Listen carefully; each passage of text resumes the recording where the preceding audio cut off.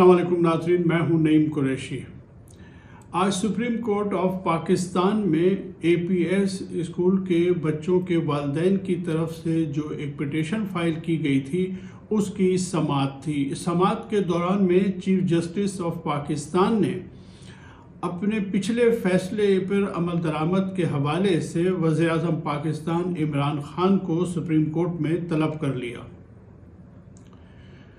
ये नहायती रंज और तकलीफ़ की बात है कि पाकिस्तान में इंसाफ के लिए लोग दर बदर फिरते रहते हैं और बरसहा बरस गुजर जाते हैं, लेकिन मज़लूम को इंसाफ नहीं मिलता। यही हमने अपने शहीद बच्चों के साथ किया और फिर मजबूरन उन बच्चों के वालिदैन सुप्रीम कोर्ट तक पहुंच गए और उन्होंने मुल्ज़िमान और मुजरिमों की क़रार वाक़ई सज़ा का मुतालबा किया। उस सिलसिले में एक कमीशन भी बना था और उस कमीशन की रिपोर्ट की रोशनी में सुप्रीम कोर्ट ने एक फ़ैसला भी किया था, लेकिन उस फैसले पर अमल दरामद न हो सका। नतीजा ये हुआ कि सुप्रीम कोर्ट ने आज वज़ीर-ए-आज़म पाकिस्तान को सुप्रीम कोर्ट में तलब कर लिया और वज़ीर-ए-आज़म सुप्रीम कोर्ट पहुंच गए। समाअत के दौरान वज़ीर-ए-आज़म से पूछा गया कि कमीशन की जो रिपोर्ट थी उसकी रोशनी में पाकिस्तान में जो ज़िम्मेदार अफराद थे उनके ख़िलाफ़ क्या कार्रवाई हुई। और समाअत के दौरान में चीफ जस्टिस साहब ने और दीगर जजेस ने जो कुछ भी कहा, पहले वो मैं आपको सुना देता हूँ कि जजेस ने क्या कुछ फरमाया। देखिए, जजेस ने जो कुछ भी कहा दर हकीकत पाकिस्तान के हर शहरी और बिलखसूस बच्चों के वालिदैन की जज्बात की नुमाइंदगी ही की, क्योंकि उन शहीद और मजलूम बच्चों के लिए जब भी हम सोचते हैं तो हम सब एक ख़ास हद तक जज्बाती हो जाते हैं। और ये जाहिर है कि बच्चे किसी के भी हों, लेकिन बच्चे साझे होते हैं। उसी जज्बे के तहत जजेस हजरात ने जो कुछ भी कहा वो हमारे निज़ाम इंसाफ और निज़ाम अदल पर भी सोचने की हमें दावत देता है।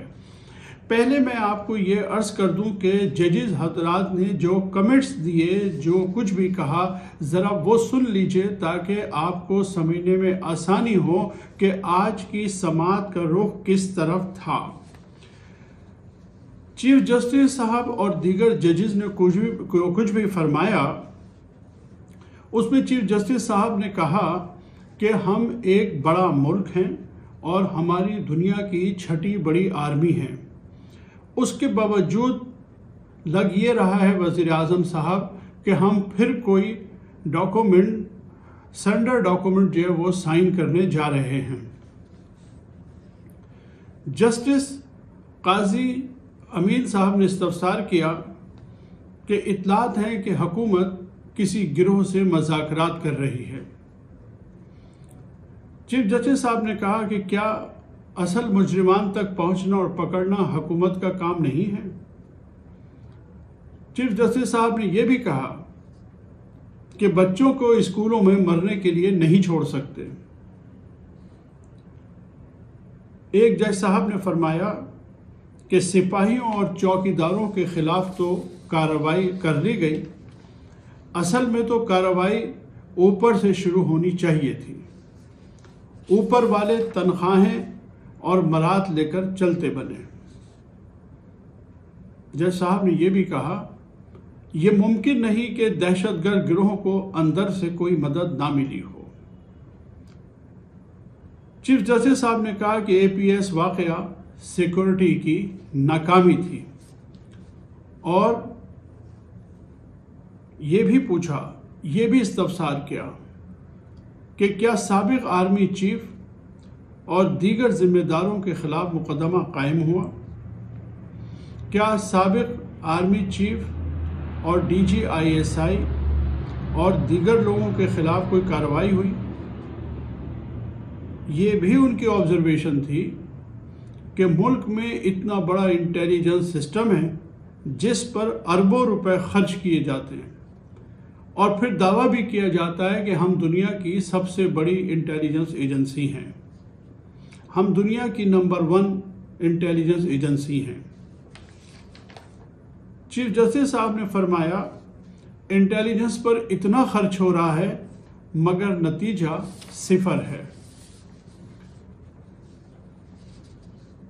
ایک جج صاحب نے فرمایا کہ اداروں کو معلوم ہونا چاہیے تھا کہ قبائلی علاقوں سے رد عمل آئے گا، اور سب سے نازک اور آسان ہدف اسکول کے بچے تھے۔ ناظرین، یہ ججز حضرات کے کمنٹس تھے، ان کی آبزرویشن تھی، ان کی فیلنگ تھی، ان کے جذبات تھے، اور ظاہر ہے کہ جب انصاف ہوتا نظر نہیں آتا تو انصاف کرنے والے بھی پریشان ہو جاتے ہیں۔ آپ کو یاد دلاؤں کہ یہ واقعہ 2014 کا ہے، یعنی گویا اس واقعے کو 7 سال گزر چکے ہیں۔ 2014 سے 2018 تک مسلم لیگ نون کی مرکزی حکومت نے بھی اس معاملے میں کچھ نہیں کیا، کوئی سنجیدگی نہیں دکھائی ان مظلوم بچوں اور ان کے والدین کو انصاف دلانے میں۔ اسی طرح 2014 میں بھی صوبہ خیبر پختونخوا میں تحریک انصاف کی حکومت تھی، اور آج بھی صوبائی حکومت تحریک انصاف کی ہے۔ ان دونوں حکومتوں نے پاکستان کے ان مظلوم اور معصوم بچوں کے والدین کو انصاف دلانے کی کوئی سنجیدہ کوشش ہی نہیں کی، اور جو لوگ اقتدار کے ایوانوں میں بیٹھے رہے، جن کی بنیادی ذمہ داری تھی بچوں کو سیکورٹی فراہم کرنے کی، وہ ہمیشہ یہی سوچتے رہے کہ ان کے ایوان اتنے بلند و بالا ہیں کہ وہاں تک کسی مظلوم کی آہ پہنچ ہی نہیں سکتی۔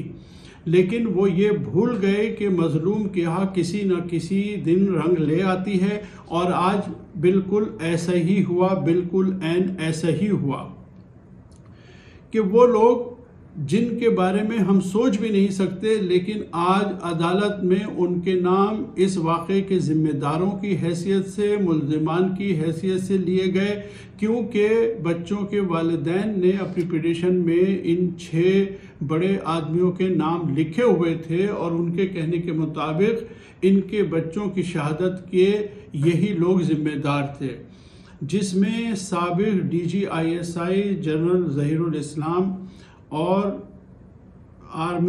سابق آرمی چیف راحل شریف کے نام بھی شامل ہیں۔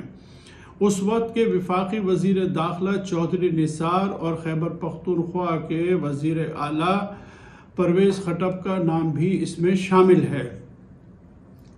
دیکھیے، صورت یہ ہے کہ پاکستان کے طاقتور طبقات اور اشرافیہ یہ سمجھتی ہے کہ مظلوموں کو انصاف دینا ان کا کام ہی نہیں ہے۔ آپ دیکھ لیجئے حالیہ برسوں میں، خواہ وہ ماڈل ٹاؤن کا معاملہ ہو، ماڈل ٹاؤن میں طاہر القاضی کے گھر پہ جو کچھ بھی ہوا، جتنے لوگ اس میں مارے گئے، ان مظلوم کو بھی آج تک انصاف نہیں ملا۔